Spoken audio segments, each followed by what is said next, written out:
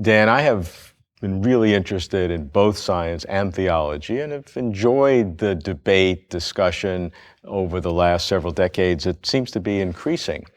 What I personally don't particularly like is an artificial harmony that some people seek to inject. If there is harmony, fine, but I don't like to just be harmonious. I want truth. Yeah, right. The truth is not usually a compromise.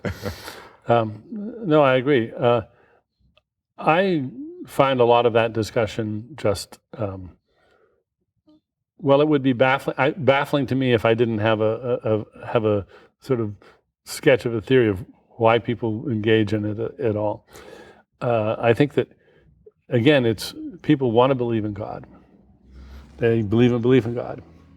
And they are, say, like me, tremendously impressed with just the fantastic wonderfulness of the universe.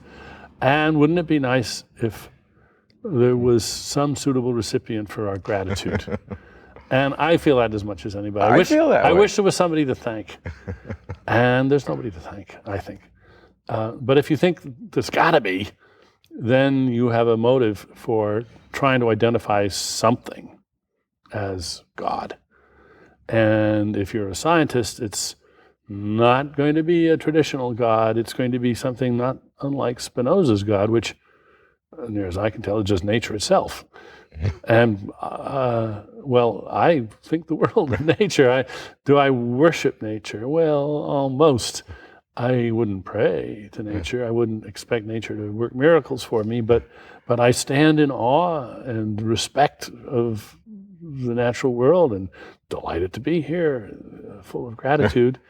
And I can't thank God, so I just thank goodness.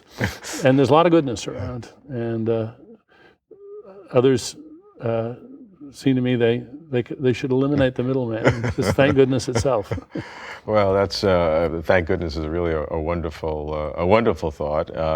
But let's look at each side of this equation: the theology side and the science side, from a philosopher's point of view, from the methodologies that are involved in each one.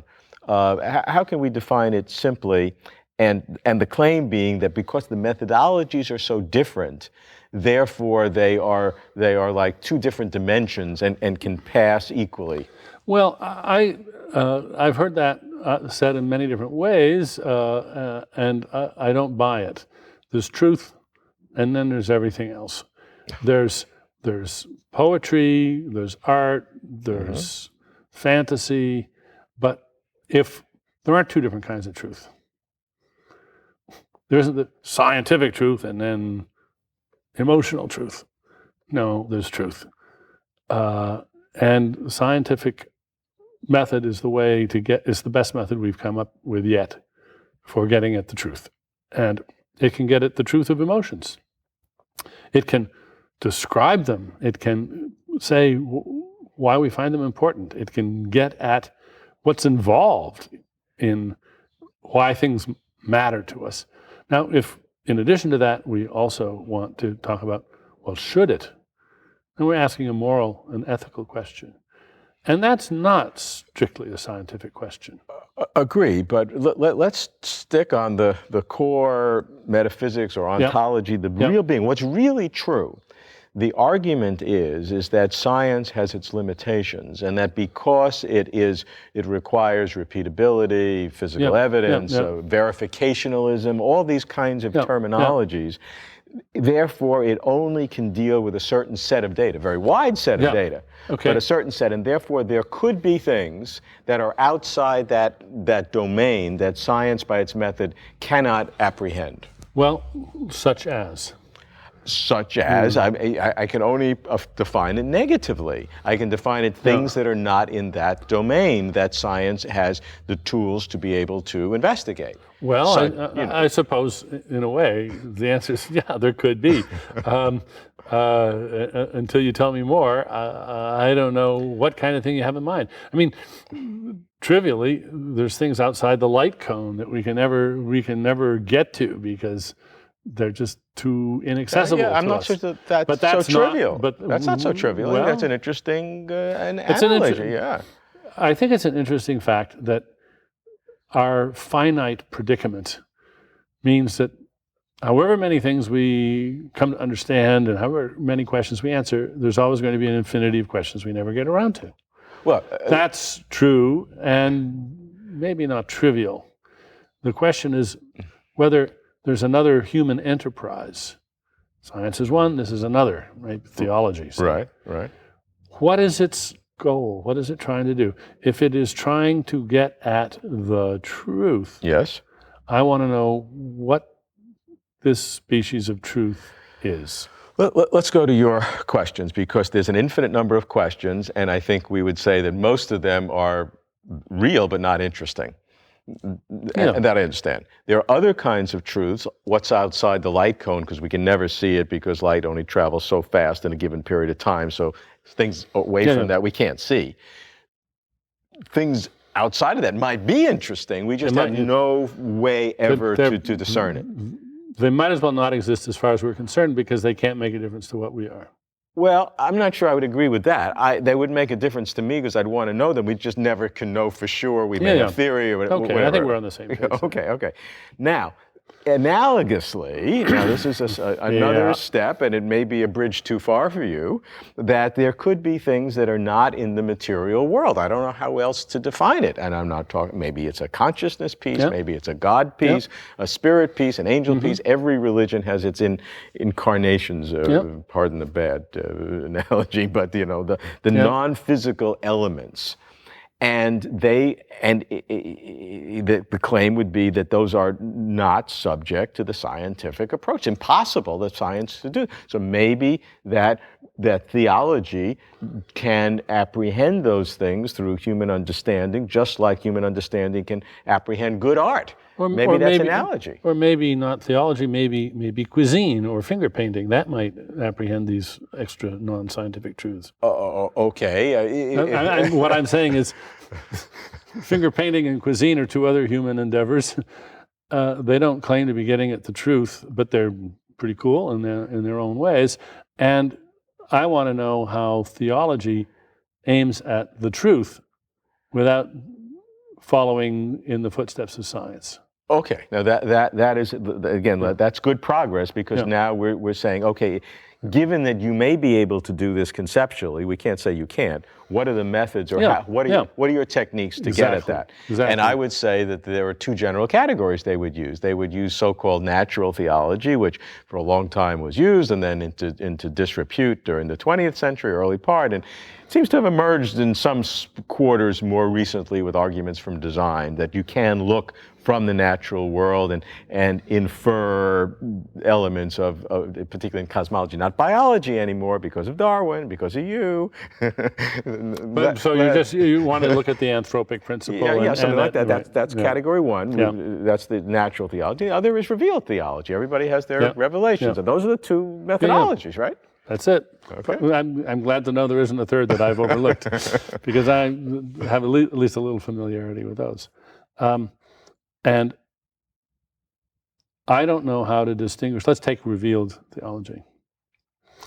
I don't know how to distinguish that from what we might call autoanthropology. Which means?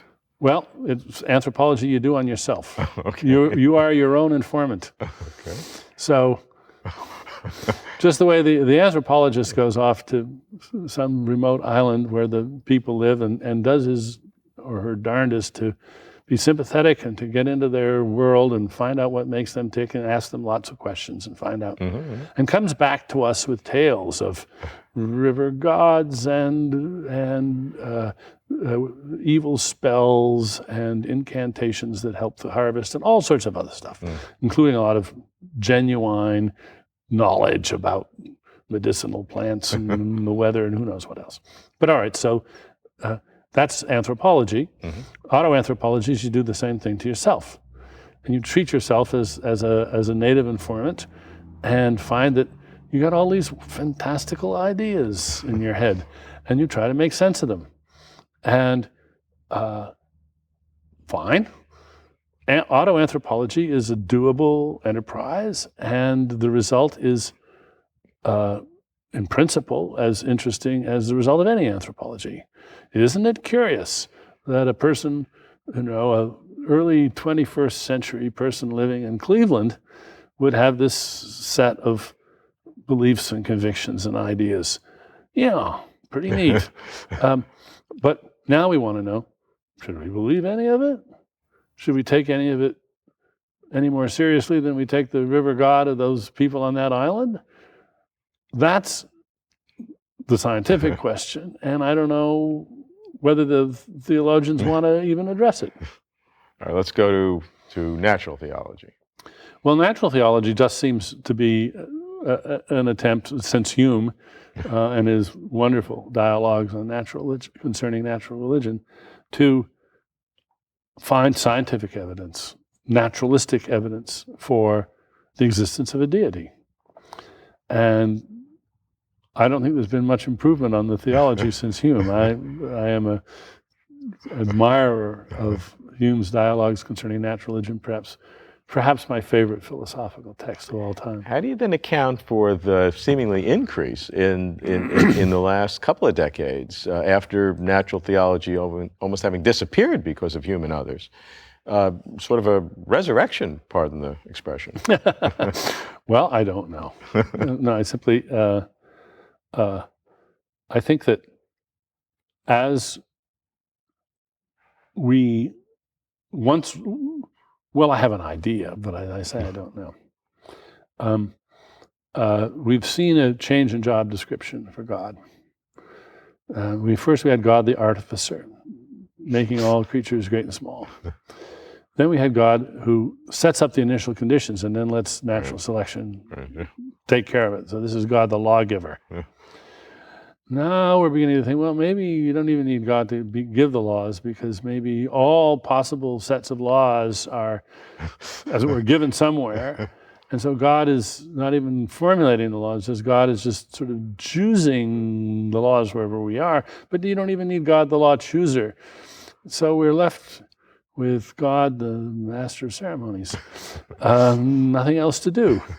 But we still want to believe in God. And but I don't, at this point, I don't. I mean, I don't need a God who plays air guitar. If God better do something. I'd have a job description. And I don't see it anymore, but I think the quest for a suitable job description for God is what explains the rise of natural theology.